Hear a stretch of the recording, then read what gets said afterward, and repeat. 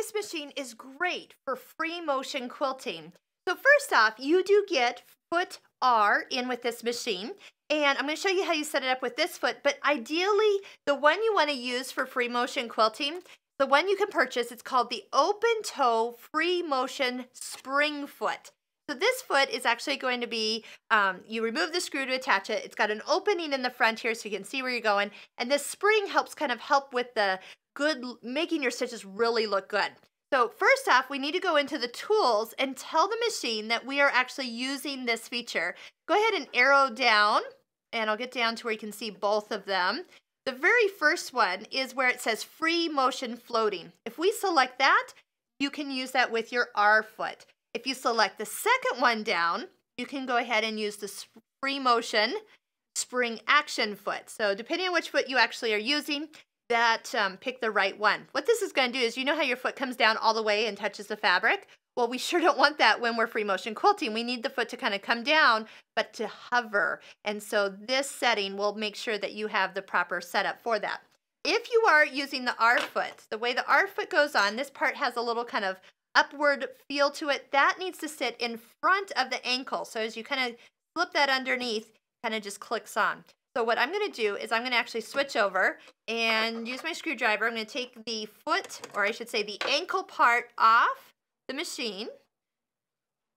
Make sure you store that safely away in your accessory box. And then bring this up. This has to kind of come up the shank here.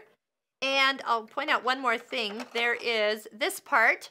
This needs to sit above the screw that takes your needle in and out. So as you kind of get all of those pieces in the right place, you'll see that you really don't have to work too hard to get it on.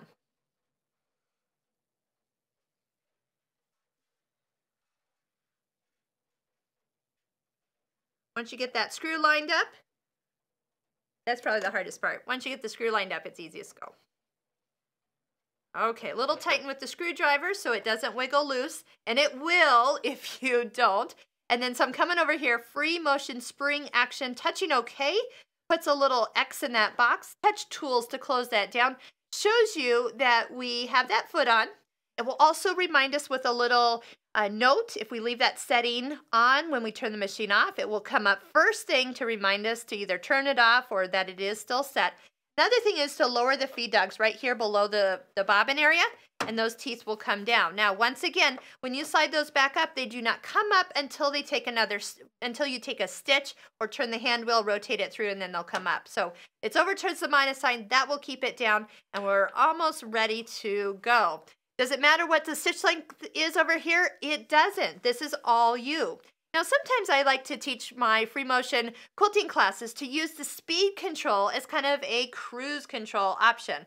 So we can bring that down a little ways, maybe half or 3/4 speed. You have to find what works for you. As you start, the proper way to do it is to hold the top thread and take one stitch with the needle up and down. Then as you, because that stitch was cut on the last one, it's going to be really short. So actually it probably won't matter too much. So let's just go ahead and take a few stitches. Oh, there we go. That stitch was actually a little too short because I moved it, but it did actually catch. Also, bring the needle and set it to the down position. And that way when you stop, it's holding your fabric for you. Now, the rule for free motion quilting is the faster you sew, the faster your hands need to move. If you're going to sew slow, you're going to kind of get uneven stitches. It's not going to look so smooth. Kind of like riding a bike. You can't go too slow, you fall over. So find that kind of middle speed, and you do need to do a little practice, but as you get good, you want to find yourself looking for stitches that are about the same length as when you sew.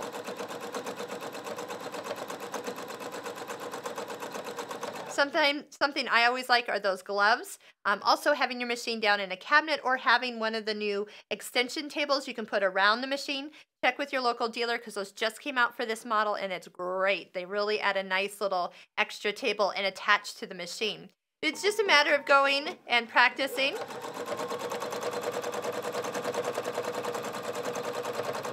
Let's do this. Let's go ahead. I'm going to cut the thread. And we're going to look at the back. Actually, will look really good. But for any reason that you might not see the same stitches on the front as you do on the back, oftentimes you want to increase the top tension, and it will help if you ever get any stitches that kind of look, I'll call them spider webs. They kind of look like you're spider webbing around the corner. It means that the bobbin tension is a little too tight, and we need to tighten the top one. So you go into your tools and set it for a tighter top tension. That is pretty common for free motion quilting. You sometimes need to adjust your tension, especially if you have different thread in your bobbin that you do in your needle. So thread tension up here starts at 4.6. So go ahead and take it up to say 5.5 or even up to 6 and see if you notice the difference. It also depends too on how long these stitches get for you. But free motion quilting is really kind of fun when you get the hang of it. But remember, it is something that you need to practice, and the more you practice, the better you'll get.